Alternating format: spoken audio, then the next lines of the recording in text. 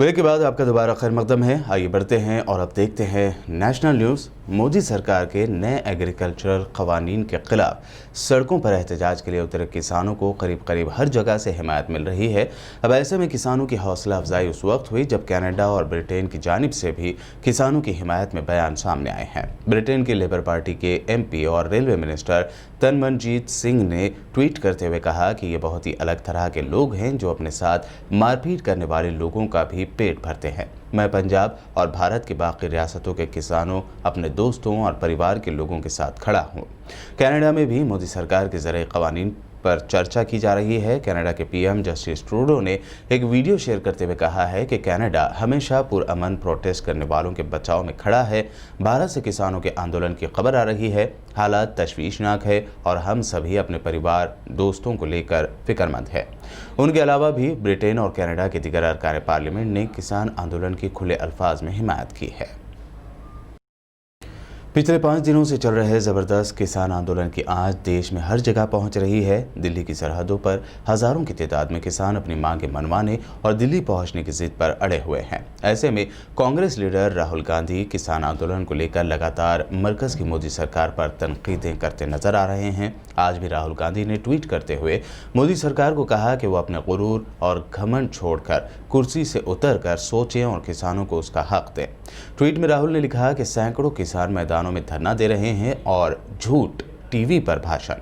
किसान की मेहनत का हम सब पर कर्ज है। ये कर्ज उन्हें इंसाफ और हक देकर ही उतरेगा, न कि उन्हें धुतकार कर, लाठियां मारकर और आंसू गैस चलाकर। जागिए, अहंकार यानी घमंड की कुर्सी से उतरकर सोचिए और किसानों का हक दीजिए।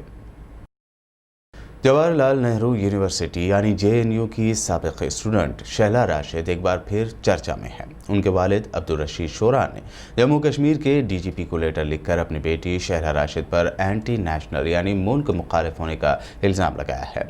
अब्दुल रशीद ने दावा करते हुए लिखा है कि शैला राशिद मुल्क मुखालिफ सरगर्मियों में शामिल हैं, उन्हें अपनी बेटी से जान का खतरा है। उसके साथ ही उन्होंने शैला राशिद को एक गैर मुल्की NGO से फंडिंग की बात भी कही है। दूसरी जानिब शैला राशिद ने एक बयान जारी करते हुए अपने वालिद के इल्ज़ामात से इनकार किया है। शैला ने ट्वीट में लिखा है कि फैमिली में ऐसा नहीं होता जैसा मेरे वालिद ने किया है। मेरे साथ साथ मेरी माँ और बहन पर भी बेबुनियाद इल्ज़ामात लगाए हैं। शैला आगे लिखती हैं कि वो बीवी को यानी उनके वालिद बीवी को पीटने वाले, बदसलूकी करने वाले एक नाकाम इंसान हैं। हमने बिलाखिर उनके खिलाफ कार्रवाई करने का फैसला किया है। ये स्टंट उसी का रद्द-ए-अमल है। बॉलीवुड एक्ट्रेस और फॉर्मर कांग्रेस लीडर उर्मिला मातोंडकर ने आज महाराष्ट्र की बरसर-ए-इख्तिदार शिवसेना ज्वाइन कर ली है। उर्मिला ने पिछले साल लोकसभा इलेक्शन में हार मिलने के बाद कांग्रेस छोड़ दी थी।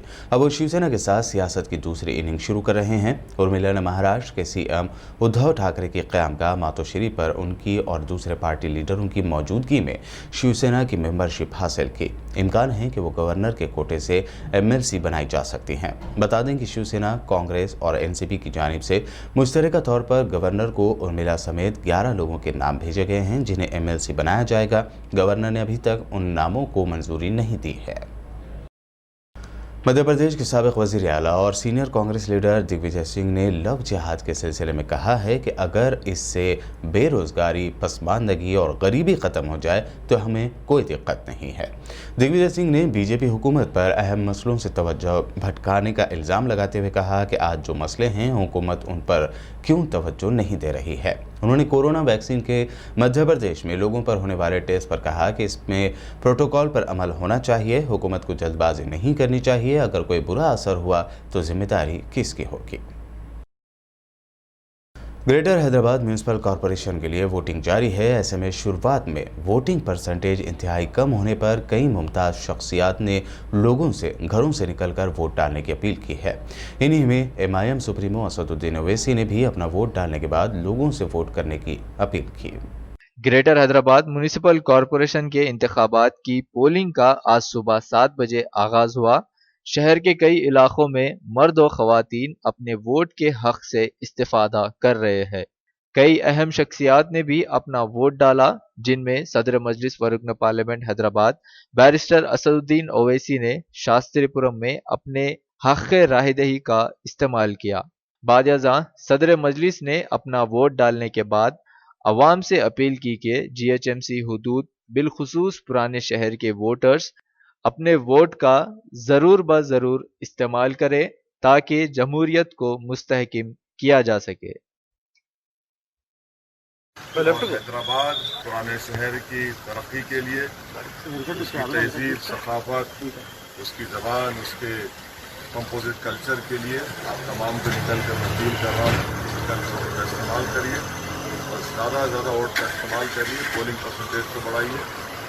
पूरा यहाँ पर इंतज़ाम इलेक्शन कमीशन की तरफ से किया गया है, सोशल डिस्टेंसिंग का लिहाज रखा गया है। उम्मीद करते हैं कि शाम 6 बजे तक हर हैदराबाद की वोटर कायद हिंदे निकलकर अपने वोट का इस्तेमाल करेंगे और इस जमहूरियत को और मजबूत करेंगे और उसको कामयाब करेंगे। लड़ाई किससे, आपकी लड़ाई किससे, टीआरएस से या बीजेपी से?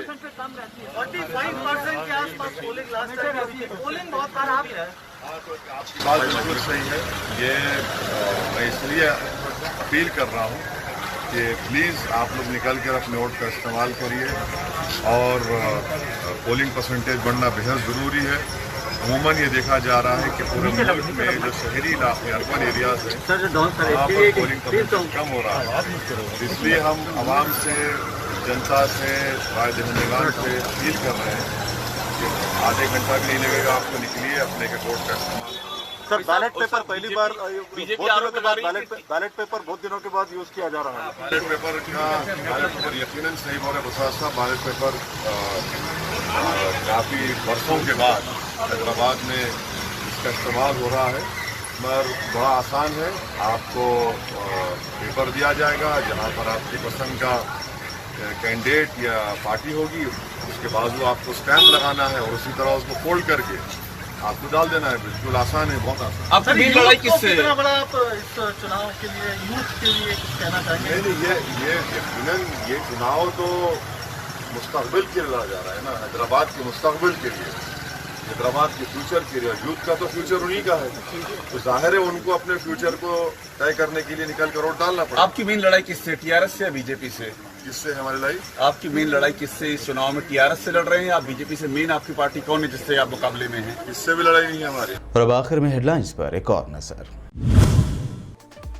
फलस्तीन की आज़ादी और इसके इलाकों को इसराइल से वापस लेने के लिए तुर्की हर फोरम पर बुलंद करता रहेगा आवाज। एर्दोगान ने कहा, दुनिया का हर मुसलमान फलस्तीन की आज़ादी के लिए है पुरअज़्म।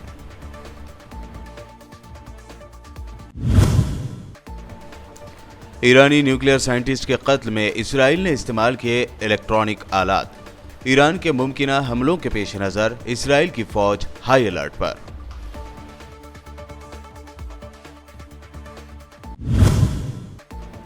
इसराइल के साथ सऊदी अरब के गहरे होते दोस्ताना ताल्लुकात। इसराइली एयरलाइंस की फ्लाइट को यूएई जाने के लिए सऊदी फिजाई हदूद इस्तेमाल करने की दी इजाजत।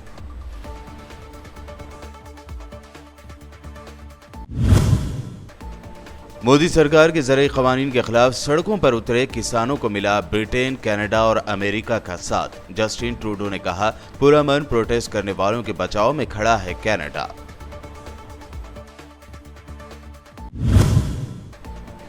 बीजेपी और आरएसएस के खिलाफ बोलने वाली जेएनयू स्टूडेंट शहला राशिद पर उनके ही वालिद ने लगाया एंटी नेशनल का इल्जाम। शहला राशिद ने वालिद को बताया, बीवी को पीटने वाले, बदसलूकी करने वाले नाकाम इंसान। और हैदराबाद में जीएचएमसी के लिए डाले जा रहे हैं वोट। वोटिंग परसेंटेज कम होने पर असदुद्दीन ओवैसी समेत कई सियासी कायदीन ने लोगों से की वोट करने की अपील।